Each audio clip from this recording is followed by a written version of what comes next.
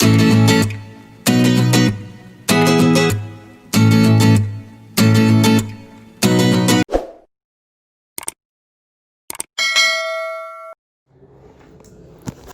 Hello welcome back to Madrasi kitchen. இன்றைக்கி நம்ம மதராசி கிச்சனில் பார்த்தீங்கன்னா இந்தியன் ஸ்டைல் ஹோம்மேட் நாட்டு கோழி செட்டிநாடு வறுவல் பார்க்க போகிறோம்.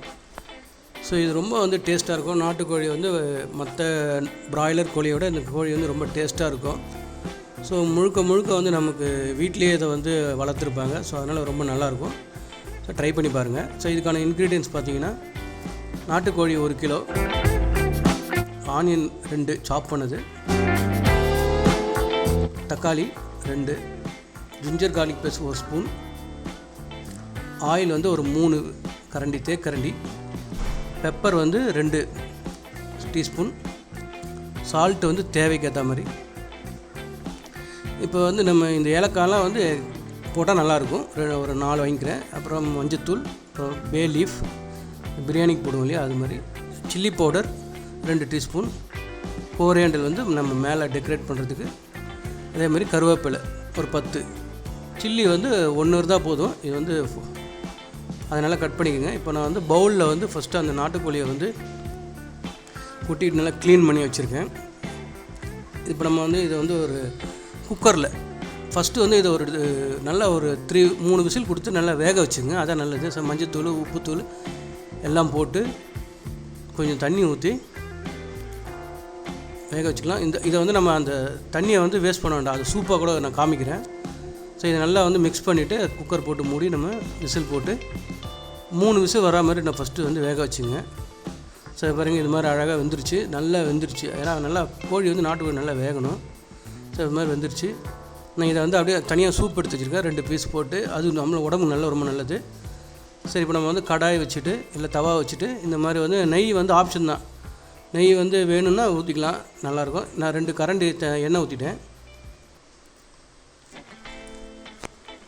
ஸோ அதே மாதிரி இதில் அந்த இலை, பிரிஞ்சி, பே லீஃபு, பிரியாணி இலை, ஏலக்காய், கிராம்பெல்லாம் போட்டு வெங்காயம் போட்டு நல்லா வதக்கணும். கொஞ்சம் உப்பு போட்டுக்கிட்டேன் தேவைக்கு. நல்லா வதக்கணும். அதே மாதிரி பச்சை மிளகா ஒன்று நல்லா கட் பண்ணி போட்டுக்கிட்டேன், போட்டு. ஏன்னா ஏற்கனவே பெப்பர் போடுறதுனால கொஞ்சமாக போட்டால் நல்லது தான். நல்லா வதங்கணும், அதுதான் விஷயமே. இதில் வெங்காயம் தக்காளி நல்லா வதங்கணும்.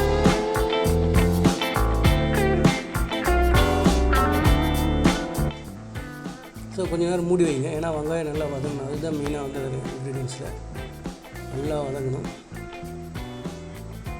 ஸோ வதங்கிட்ட பிறகு நான் கட் பண்ணி வச்சுருக்கேன். ஒரு தக்காளியோட சாப் பண்ணியிருக்கேன், அதை மட்டும் போடுறேன். ஒரு தக்காளி அரைச்சிக்க போகிறேன்.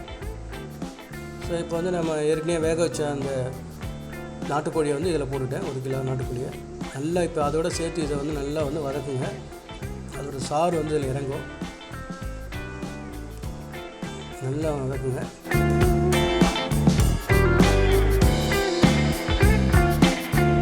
இப்போ நான் அதே மாதிரி சொன்னேன், ஒரு தக்காளியோட அரைச்சி வச்சுருக்கேன், அதை விட்டுக்கலாம். ஒரு தக்காளி சாப் பண்ணி போட்டிருக்கேன், ஒரு தக்காளி அரைச்சிருக்கேன். மறக்காமல் அது பண்ணிடுங்க. ஸோ நல்லா இப்போ வெந்துக்கிட்டு இருக்குது. அருமையாக இருக்குது. பார்க்கும்போதே அந்த கலர் நல்லா இருக்குது, கலர்ஃபுல்லாக நல்லா இருக்குது. ஸோ நல்லா கிளறி விட்டுகிட்டே இருங்க. ஸோ இப்போ நான் அந்த சூப் தண்ணி வேணும்னா அந்த சூப்பை கூட நம்ம மிக்ஸ் பண்ணிக்கலாம் கொஞ்சம்.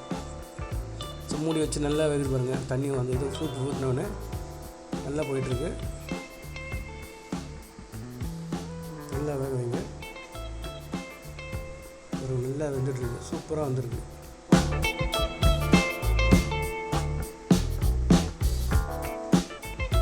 இப்போ நான் 2 கரண்டி, ஒரு கரண்டி சில்லி பவுடரும் மிளகாத்தூளும், ஒரு கவுண்ட் பெப்பர் போட்டிருக்கேன்.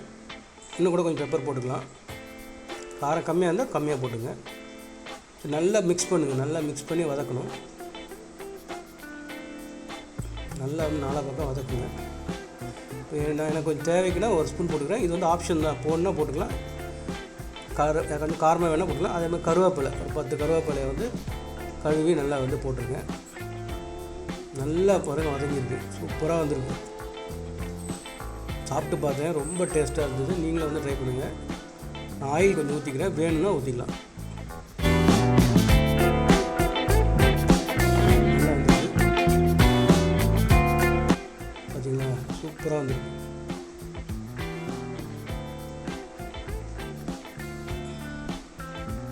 கட்டாயமாக வீட்டில் ட்ரை பண்ணி பாருங்கள். குழந்தைங்களுக்கு ரொம்ப பிடிக்கும். ரொம்ப டேஸ்ட்டாக இருக்கும். இது மற்ற மீட்டை விட இது ரொம்ப டேஸ்ட்டாக இருக்கும். ட்ரை பண்ணி பாருங்கள். கட்டாயமாக வந்து ஷேர் பண்ணுங்கள், சப்ஸ்கிரைப் பண்ணுங்கள், பெல் பட்டனை கிளிக் பண்ணுங்கள். தேங்க்யூ.